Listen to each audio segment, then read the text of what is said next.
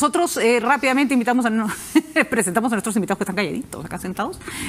Víctor Andrés García Belaúnde. Vitocho, ¿cómo estás? Buenas noches. Y Raúl Castro. Raúl, ¿cómo estás? Muy buenas noches. Gracias. Bueno, ya todo es materia de sospecha. Todo es materia de sospecha. Cualquier viaje que coincida yo con cualquier persona me van a atribuir de que viajamos juntos. No, ya te encuentras con alguien en la cola, no lo saludes. Ese es peligrosísimo. No, de todas maneras creo que es importante, y también llamamos a la señora Rosa Bartra como corresponde. La señora Rosa Bartra ha dicho que ella no quiere dar declaraciones, está en todo su derecho, y ha dicho que ella se iba a visitar a su hermano, que tenía otra ruta en realidad, y que, bueno, lo mismo, coincidieron en el vuelo y aparentemente el pago del equipaje fue porque se encontraron en la cola. Esa es la explicación que han dado y hasta ahí podemos llegar nosotros con las preguntas. Vamos a lo nuestro, que es un poco más mundano, creo. ¿Qué está pasando con el partido de Peruanos por el Cambio? Vamos a decirlo con todas sus letras. Hoy día renunciaron 2 congresistas más, la señora Sánchez y el señor Oliva. ¿Por qué? Junto con el señor Meléndez ya son 3 congresistas que han renunciado, no a la bancada, al partido, con lo cual creo que ya prácticamente no queda nadie que milite en el partido y que forme parte de esa bancada. ¿Eso es posible? Es posible. Una bancada podría estar formada por puros invitados si es que así salen elegidos en el momento en que se lleva a la elección. ¿Esto está bien? Digamos que no es ninguna novedad. Prácticamente al día siguiente que eligieron a Pedro Pablo Kuczynski, el partido empezó a presionar porque quería más participación en el gobierno y se sentían discriminados. Hay que decirlo, por cierto, que es una situación que se repite normalmente cuando sale elegido un partido para un gobierno. A ver, Víctor Andrés. ¿Cómo? Bueno, pero acá, aquí Raúl Castro ha sido presidente de un partido, o sea que también podría contestar perfectamente bien. 5 años. Bueno, a ver, primero que estamos ante un partido pues hecho a la carrera, digamos, por decirlo de alguna manera, ¿no? Un partido muy nuevo. Kuczynski fue candidato de otro partido, de otra alianza con el PPC incluido hace 5 o 7 años atrás. El 2011, ¿no? Y ahora hizo su propio partido, a la carrera, ¿no? En fin, un partido hecho rápidamente, con pocos militantes, no sé si 5.000, 8.000 militantes, no muchos, y luego gana. Y claro, y estos partidos cuando surgen al calor de una elección y siguiendo a un candidato, son partidos caudillistas, muy personalistas, son partidos que siguen a una persona más que a una ideología o un programa que a veces lo copian y lo colocan ahí, todo el mundo lo ofrece cumplir, pero que no lo conoce exactamente. Y luego, cuando se gana, se supone que el partido se consolide allí. Pero si el jefe del partido, el dueño del partido, el que lleva el nombre del partido, el líder del partido, cae rápidamente, pues evidentemente... Y el que lo sucede dice que es independiente, que el partido no depende de él, que él es un invitado, pues evidentemente todos se vuelven invitados. Eso es lógico, todos se vuelven invitados. Y más aún cuando ellos quieren participar en el gobierno. Pero hay que acá recordar las famosas frases y conceptos de Churchill sobre la política y sobre los partidos, ¿no? Él decía que los partidos te ayudan a llegar, pero no necesariamente a gobernar. No, normalmente te fastidian. Exactamente. Por sobre todo si la institucionalidad es débil, ¿no? Exactamente. Recordábamos el otro día que, por ejemplo, los gabinetes de García no eran mayoritariamente apristas. No. Pero el APRA está más acostumbrada a aguantarse, digamos, ¿no? Así es. Disciplina, compañeros, ¿no? Disciplina, compañeros. De todas maneras, complicado porque las desavenencias entre el partido y el gobierno propiamente dicho son hasta predecibles, como lo hemos estado manifestando. Porque no se puede convertir el gobierno en una agencia de empleos y muchos quisieran que así fuera. Sin embargo, el momento es lo que hace todo especialmente complejo. Y lo hace complejo además cuando vemos... No voy a decir Salvador Heresia porque la posición de Salvador Heresia ha sido siempre más crítica, pero Gilbert Violeta, ¿no? Que había funcionado muy bien como un parlamentario que defendía y apoyaba el gobierno, como una persona que hoy está dispuesto a caerle encima a Vizcarra si es necesario. ¿Qué hay detrás de eso? ¿Qué hay más allá de una rencilla de partido-gobierno que, como digo, no es novedad? Bueno, yo creo que hay evidentemente una lucha de poder y coincido totalmente con lo que ha dicho Víctor Andrés, que digamos Peruanos por el Cambio no es el paradigma del partido político, no es un partido que debería ser considerado realmente como un partido. y además ha perdido esta valiosa oportunidad que acabas de mencionar de consolidarse en el poder.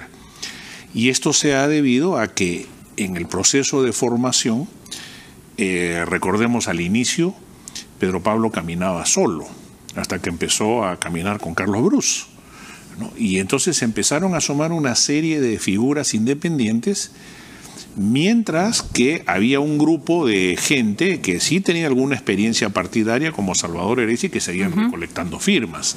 Entonces, por un lado había la gestación de un movimiento, digamos, con cierto conocimiento político, de movilización, etcétera, y por otro lado, una enorme masa de independientes que ingresaba a acercarse a a PPK, pero que no tenía realmente ninguna vinculación con el partido y no la quería. Entonces, cuando estos independientes han llegado al gobierno, han sido más leales que los mismos miembros de Peruanos por el Cambio que fueron, elegidos en el Congreso conjuntamente. ¿Y esto por qué? Porque Pedro Pablo mismo le hacía ascos al partido. Pedro Pablo no ha sido una persona entregada al partido. Para él el partido ha sido un vehículo necesario para poder competir. Pero más allá de eso, recordemos, en el gobierno corto de Pedro Pablo, no ha generado una propia simpatía por su partido, más bien ha habido confrontación. Y había además una suerte como de división interna, esta suerte de argolla, alrededor de cual giraba un grupo alrededor de Susana de la Puente y otro que giraba alrededor de Gilbert Violeta y los que eran más dueños del partido, digamos. Y entonces, yendo a tu pregunta, se han armado pequeños grupos de poder que han empezado a generar rencillas entre sí, creyendo, digamos, que se iban a llevar la torta, pero ¿la torta de qué? Una torta que no vale nada, que está reseca y que además es incomible, ¿no? Y ha generado la publicación de estos chats ha generado ya el hartazgo, creo yo, de cierta gente que, siendo miembro del partido, había llegado con el partido y con los independientes al Congreso, pero que en este momento ya lo ve como una molestia y francamente como, yo diría, una irracionalidad insoportable. Y esto debido a que mucha gente de mando medio está hoy día en la cúpula de Peruanos por el Cambio, ¿no? De acuerdo. O lo que queda de Peruanos por el Cambio, que no es el paradigma de un partido político. Yo lo que quisiera es que la gente entienda que el paradigma de un partido no es Peruanos por el Cambio, ¿no? No, pero también hay que reconocer que es un partido joven, sí, y que mereciera tener un comienzo más digno. Pero se debía haber consolidado, como decía Víctor Andrés. Ahora, algo les pasa a los partidos políticos, sobre todo estos que se forman, llegan a la presidencia, ¿no? Ganan el gobierno y después desaparecen, pero como si les hubiera pasado una planadora encima. Las primeras lecciones que nos daba Ernesto Alaiza cuando éramos muy jóvenes era: para formar un partido necesitas primero un pensamiento político. O una ideología. Pero eso ya no existe, ¿no? ¿Cuál es el del APP? ¿Cuál es el de PPK? No, ninguno, no lo tienen, ¿no? Ni Fuerza Popular, creo. Luego necesitas una organización y luego un programa para saber qué es lo que vas a hacer. O sea, tú quieres transformar el Perú, tú quieres, digamos que tu objetivo es transformar la realidad, ¿no es así? Mejorar el país. ¿Cuál es tu programa? ¿Cuál es el programa de PPK? Un plan de gobierno para un lustro y punto. Pero no hay una visión como la ha tenido siempre Acción Popular o el PPC o la misma APRA o los partidos de izquierda, ¿no? Es sumamente impresionante, por ejemplo, en temas tan delicados como derechos civiles, ¿no? Matrimonios igualitarios, que son los temas, pues el mundo cambió, los temas cambiaron, sí, ¿no es cierto? Y uno tiene que saber cómo los va a afrontar. Los partidos no pueden definirse al respecto. Y si tú no puedes definirte como en qué tipo de sociedad quieres vivir, una sociedad que va a tolerar determinadas cosas o que va a promover, una que va a reprimir, entonces, ¿qué le ofreces como ideario a la gente que se acerca? Los partidos deberían ser claros en ese tipo de definición y no lo están haciendo. Y que algo tan sencillo, ¿eh? Sí, claro. Es porque, claro, vamos, ¿es sí o no? Sí. ¿Estás a favor? ¿Estoy de acuerdo o no estoy de acuerdo? O estoy de acuerdo, pero en esta forma, pero no en esta forma. Pero tampoco lo dicen. Y es más, ahora hay partidos como... me permito esta licencia, mi ex partido no se pronuncia sobre nada. Sobre nada. ¿No? Y por ejemplo, entonces, teníamos al señor Quintanilla el otro día, que le tengo muchísimo respeto, pero cuando le preguntamos qué hace Verónica Mendoza al lado de Cerrón, que no cree en el enfoque de género, bueno, me dice ciertas cosas que no vamos a estar de acuerdo. No puedes no estar de acuerdo en algo tan básico. O sea, ¿cómo fundas una unión si no estás de acuerdo en un tema tan elemental? Y no es un tema de personas. es un tema de partidos, ¿no? Sí, sí. Es triste, ¿no? Porque salvo los partidos más antiguos, no, y después, los nuevos pareciera un club de amigos, bueno, o de enemigos. Son temas recientes y por lo tanto no hay una especie de temor a abordarlo, ¿no? Abordarlo, a sincerarse, ¿no? Porque hay siempre cosas del pasado, lastres del pasado que ellos creen que pueden tocar o afectar, ¿no? No, además nadie pide definiciones al milímetro, pero por lo menos, ¿no? Una mirada, ¿no? Pero también es verdad. Por poner un ejemplo, podemos poner otros, ¿no? Pero también es verdad, esto es importante, ¿no? Porque el esquema de partido, la definición de partido en el siglo XXI ya cambió. Ya cambió. ¿No? Ya cambió. Desde Sartori con la videopolítica, ¿no? Esto que estamos haciendo, las redes sociales. Míralo a Pablo Sánchez en España. España es como un laboratorio, ¿no? Así es. El partido más sólido, uno de los partidos más sólidos de España, Joacatán, derrotados por una derecha que se alía con un grupo que tú dices, ¿para qué? O sea, un grupo de extrema derecha, ¿no? Chiquitito, asusador. Claro. Un mundo de locos. Pero es que es la respuesta a los fenómenos que estamos viviendo, la velocidad de las comunicaciones, la videopolítica. Este pragmatismo. El pragmatismo, ¿no? Ya no hay, digamos, un anclaje ideológico, no hay una proyección personal de la sociedad, sino lo que hay es este pragmatismo de te contesto, no me contestas, hacemos esto, hacemos lo otro, pero no hay un futuro, porque en el caso concreto de Europa el futuro ya se alcanzó. Así es. Pero además es curioso, es verdad, pero además es curioso porque sí hay valores que los partidos políticos parecen no estar recogiendo. Hay una preocupación de la juventud por el planeta, por ejemplo. Sí, ¿no? claro. Enorme, el ¿no? medio ambiente. Por el medio ambiente, por los derechos, o sea, sí hay valor. No es que la gente se ha vuelto cínica, ¿no? Así. Y lo más patético, en el Perú hay todavía muchísimo por hacer, porque si empezamos a hablar de la pobreza rural, de la calidad de la educación, de las vías de comunicación,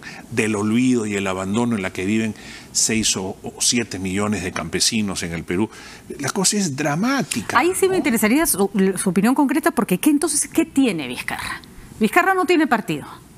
Vizcarra tiene una bancada que no parece suya, que además es una bancada que está en plena proceso de transformación. De extinción. Vizcarra no tiene un premier fuerte. Vizcarra no tiene un gabinete especialmente luminoso. ¿Qué tiene Vizcarra? Bueno, lo único que ha enarbolado es lo que tiene, que es la lucha contra la corrupción. Que está muy bien, nadie dice que sea poca cosa. Está muy bien, ¿no? Pero que no está siendo, digamos, empleada de forma total, en forma general, ¿no? Un poco sectorizada, un poco sesgada, ¿no? Por eso es que si es que fracasa, evidentemente fracasa todo, ¿no? Además, la batuta de la lucha contra la corrupción le está llevando al Ministerio Público como debe ser. Exactamente. ¿No? Es decir, que tiene que asumir un rol importantísimo que nadie la puede reemplazar. Así es. O sea, los nominados a mejor actor, como digo yo, en casos de corrupción, Ministerio Público. Y después Vizcarra tiene la necesidad de la gente y del pueblo de que quiere cierta estabilidad finalmente, ¿no? O sea, queremos que haya gobierno, que el gobierno dure, que el gobierno haga cosas, que el gobierno solucione cosas. No, es decir, el caos, la anarquía, la falta de gobierno, la falta de estabilidad, la falta de decisiones, la falta de liderazgo es algo que la gente extraña, ¿no? Y por eso es que cuando se cree este vacío, vienen pues sectores radicales, ¿no? Es curioso porque Vizcarra supo asumir con mucha inteligencia el liderazgo de la lucha contra la corrupción, que no es completa, que es parcial, pero ahí está, ¿no? Le dio un empujonazo, el Ministerio Público se sintió protegido en un momento difícil, ¿no? Se sintió como respaldado, pero no tener partido es mucho más grave que no tener representantes en el Congreso.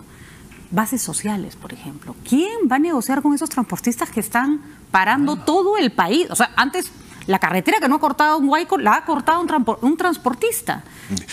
Bueno, yo creo que Vizcarra de alguna manera está viviendo la soledad del poder, ¿no? Que con partido o sin partido en un momento tú la sientes, ¿no? Pero en el caso de Vizcarra creo que es más grave y creo que su apoyo es netamente popular. En la medida en que él empiece a descender en las encuestas, creo que se le complica tremendamente el panorama. Ahora, pero simultáneamente eso revela la poca o nula institucionalidad que hay en el país, ¿no? Que no tiene que ver con él, ¿no? Correcto. De la que él es víctima también. Y que eso es un mal que viene del siglo XIX. O sea, estamos un poco exactamente en lo mismo en que estábamos en el siglo XIX. O sea, al final los partidos no importan, el caudillo gobierna él con un grupo de gente y a lo que venga, ¿no? No hay instituciones. No hay un Congreso quizás que tenga una orientación, porque la mayoría no tiene una orientación concreta, y entonces no hay un rumbo definido. Es el caudillo el que con sus propuestas y sus ideas, y a veces hasta con sus caprichos, define el rumbo del país, pero no hay una propuesta real, seria, que diga, bueno, vamos por acá y nuestro objetivo es tal a tantos años y tal a tantos años, ¿no? Además, es verdad que a Vizcarra no se le puede pedir en este momento que resuelva problemas que llevan pues 20 años de antigüedad. Eso es una locura, ¿no? Se le puede pedir que en 6 meses resuelva todos los problemas de prevención. Incluso la ejecución del presupuesto para el niño, para la reconstrucción, ni siquiera era su culpa porque estaba en Canadá cuando ese presupuesto se debió haber ejecutado. Pero lo que sí se le puede reclamar es, señor, si se sale el río Tumbes mañana, ¿cuál va a ser su capacidad de respuesta? ¿No? Claro, y además hemos visto que en el presupuesto pasado hay 16.000 millones de soles que no se han empleado, que eran para prevención. O sea, lo que la gente pide es que el Estado sea eficiente, finalmente. Que haya gestión. Que haya gestión. Lo que no pide es que no haya gestión. Y entonces, y claro, Vizcarra es un gobierno de alguna manera improvisado, o sea, llega súbitamente al poder con gente sin partido, porque claro, si fuese un partido grande y organizado, continúa el partido en el poder y solamente cambian las figuras y sigue todo igual. Aquí no, aquí se ha empezado casi de cero porque no había antes mucho que reforzar, claro. ¿No? Y entonces yo creo que ahí es el problema. Por eso es que nosotros presentamos a los días siguientes de la juramentación de Vizcarra un proyecto de ley para una reforma constitucional para que los mandatos sean de 4 años y no de 5 y que acabe este mandato del 2020. Porque en el Perú, durante más de 100 años, los mandatos han sido de 4 años, sin reelección, con cierto éxito. Pero 4 años es, así no me parece poco. El que sabe gobernar 4 años es bastante. Pero los países que tienen menos de 5 suelen tener derecho a reelección. Esa es pero en Chile 10 años es mucho, pero 8 ya no es tan grave. En Chile son 4 años y no reelección. En Colombia hay 4 años. ¿Pero qué cambiaría? Porque calcula que un año se demoran en instalarse. Primero que el actual régimen se acortaría y no tendríamos estas incertidumbres que hay, que va a pasar más adelante. En segundo lugar, me parece que el 5.º año es un año muy difícil para todos los gobernantes. Pero sería el 4.º entonces, es el último el que es difícil. Bueno. Y en realidad la incertidumbre de qué va a pasar en el futuro. Hay gobiernos de 4 años en el Perú que han sido muy exitosos, ¿ah? El gobierno de Piero, el gobierno de Pardo, y otros gobiernos han sido pero Belaúnde tuvo 5. O les gustó más cuando lo sacaron al poder antes de tiempo, ¿no? Mira, o sea, no. La Constitución del año 33, o sea, ayer, hace poco tiempo, se pasó de 4 a 5 años. A 6. La de 33. El 39, mediante un plebiscito que hizo Benavides, lo pasó a 6, y 6 años casi no duró nadie. Sí. O sea, Prado, el primer gobierno, y luego Odría, bueno, era un dictador. Y después fue Prado que acabó con un golpe de Estado y Belaúnde con otro golpe de Estado. Y la Constitución del año 78 la baja a 5. Y ahí se ha quedado. Yo creo que 4 es que 4 debería ser bueno si hubiera políticas nacionales claras y establecidas. Hoy día escuchaba en un almuerzo a la ministra de Trabajo, ¿no? Y hablaba del Consejo Nacional de Trabajo y de cómo la mesa debía negociar, etcétera, etcétera, etcétera, y que había que favorecer, digamos, la generación de puestos de trabajo, ¿no? Entonces yo le hice una pregunta, pero ¿por qué no hay una política nacional de competitividad para romper el círculo vicioso? El viceministro encargado de impulsar la competitividad en el MEF acaba de salir. Así es. Acaba de salir sin muchas explicaciones, además, ¿no? Exactamente, Link, chao, ¿no? Nadie sabe por qué. A mayor competitividad, mayor demanda, ¿no es así? A mayor demanda, mayor generación de puestos de trabajo. En consecuencia, se rompe el círculo vicioso, ¿no? Porque hoy día hemos pasado de Paniagua, con Valentín estaba la informalidad en 56%, ahora estamos en 74%. Sí, 75, sí. ¿No? 75 casi. Entonces, estamos empeorando, no estamos mejorando. Un país de informales. Un país de informales. Solamente falta que el gobierno sea informal. Nada más. Y cada día la informalidad es mayor y las autoridades se están informalizando, que es lo más grave. Si ustedes van a provincias, lo conoces bien, los municipios funcionan llenos de informalidades.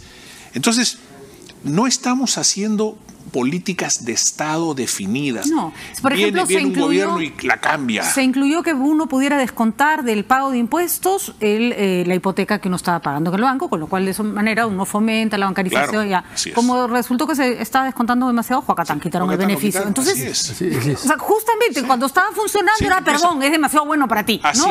Chao, te lo quito. ¿Qué política es esa? Ese es el MEF. Esos son los burócratas del Estado que quieren recaudar. Que dice, la SUNAT y el MEF son cajeros, son ventanilleros, sí, claro. Son funcionarios de ventanilla. No le dan la gana al ministro de Economía de seguir impulsando la ley del libro con el cuento de que con la plata que se recaude de ese impuesto van a hacer bibliotecas. Sí, claro, señor. Yeah. Nunca han hecho una biblioteca en los últimos 100 años y van a hacer una ahora. Patricia, no, mentira, ya que estamos con alguien del PPC, que ha sido presidente del PPC, y con el aniversario de Bedoya al día de ayer, que cumplió 100 años y que fue uno de los que hizo la vía expresa que está aquí atrás, la vía expresa de la Paseo de la República, fue construida en menos de un año. Así es.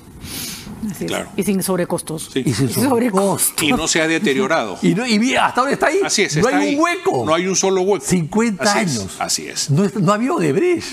Porque Bedoya fue un hombre íntegro. Yo creo que hay algo que y porque había otro Estado que era más eficiente también. Exactamente. Me voy a atrever a decir mi opinión al respecto, que creo que no sé si a alguien le importa, pero creo que los políticos serios en nuestro país, o los políticos que hicieron y han hecho y siguen haciendo por su país, tienen que ser reconocidos más allá de qué color era la ideología que enarbolaba. Absolutamente, sí.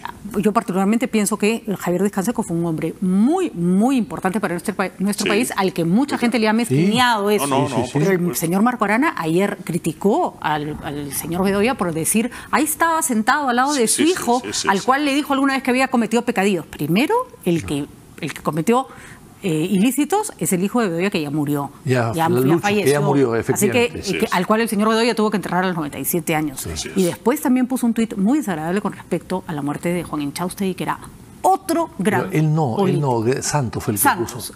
Él perdón, Santos, Gregorio Santos. Hay que pedir, disculpe, señora Arana. Hay que tener una bajeza. De varios, o sea, de Santos. Y también ayer lo que dijo Arana, con todas las frases maravillosas y todo lo bueno que ha hecho Bedoya, sí, pues, con respecto a su hijo no dijo la mejor frase del mundo. Es un padre, ¿no? También yo no escuché a Arana, a mí, en fin, yo le tengo simpatía a Arana y pero creo que yo también, pero se equivocó. Si ha hecho eso, creo que está equivocado. ¿No? Además, Bedoya es un hombre que ha sufrido 3 desgracias familiares muy grandes en su vida.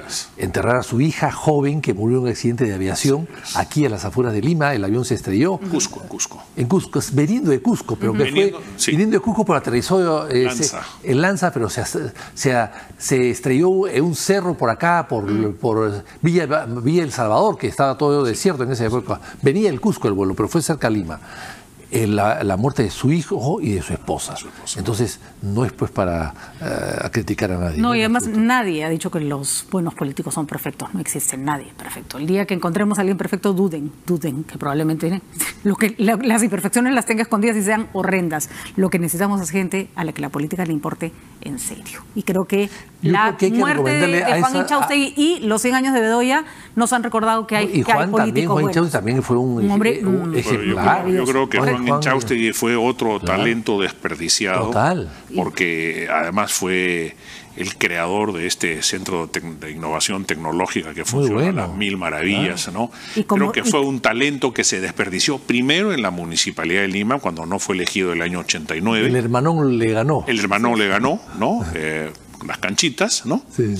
Y luego se ha desperdiciado los últimos 25 años o 30 años, que era un hombre absolutamente habilitado y sumamente competente, además de serio. Me hubiera puesto ministro vitalicio, digamos. así es. Sí, de verdad, vitalicio. Bueno, ocupó 3 carteras en realidad. Sí, Así claro. es, un gran hombre, Bedoya, un gran político que por suerte todavía lo tenemos con nosotros y hemos recordado a varias personas Esos políticos en estos hay que días. rescatar, no pensemos Así pues en es. el come pollo. Así es. Hay que pensar en esos Y políticos. aplaudirlos desde cualquier esquina Así donde es. nos encontremos. Así es. Desde cualquier esquina donde nos encontremos, repito. Y Orrego también es otro Orrego, gran claro. personaje. La memoria de Yo Javier recuerdo- Díaz yo Canseco, recuerdo la que- memoria de Marilena Moyano, que Claro. también era una luchadora Siendo social, ¿no? secretario general del PPC, fui al velatorio de Javier Descanseco en la Universidad de San Marcos. Sí, ahí yo lo velaron, estuve ahí, claro, estuvimos ahí. ¿no? Entonces era mi amigo personal de la universidad, pero además éramos confrontantes políticos, ¿no?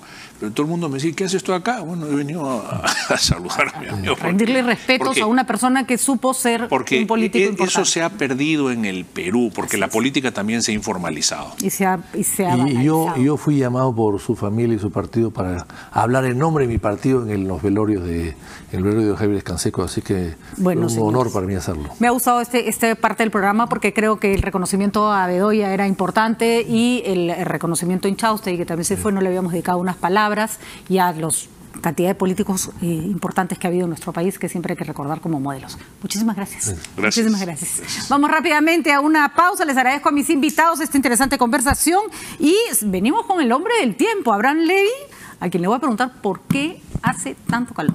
Ya venimos.